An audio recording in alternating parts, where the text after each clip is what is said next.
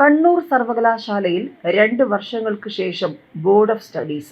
വിവിധ വിഷയങ്ങളുടെ 72 പഠന ബോർഡുകൾ നാമനിർദ്ദേശം ചെയ്തുകൊണ്ട് ഗവർണർ ഉത്തരവിട്ടു.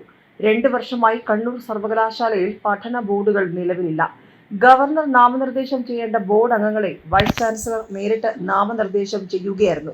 ഇത് ചോദ്യം ചെയ്ത് പ്രതിപക്ഷ സ്വകാര്യ കോളേജ് അധ്യാപക സംഘടന ഫയൽ ചെയ്ത ഹർജിയെ തുടർന്ന് പഠന ബോർഡ് രൂപീകരിച്ചുകൊണ്ടുള്ള VCയുടെ തീരുമാനം റദ്ദാക്കുകയായിരുന്നു.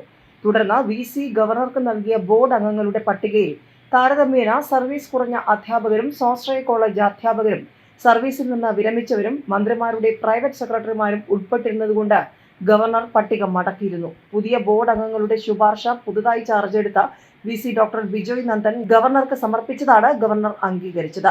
സാങ്കേതിക സർവകലാശാലയുടെ ബോർഡ് ഓഫ് ഗവർണർമാരുടെ യോഗം VC നിയമനത്തിനുള്ള സെർച്ച് കമ്മിറ്റിയിലേക്ക് പ്രതിനിധിയെ നൽകേണ്ടതില്ല എന്ന് തീരുമാനിച്ചു. സർവകലാശാല പ്രതിനിധിയെ ഗവർണർ ആവശ്യപ്പെട്ടതിന്റെ അടിസ്ഥാനത്തിലാണ് യോഗം ചേർന്നത്.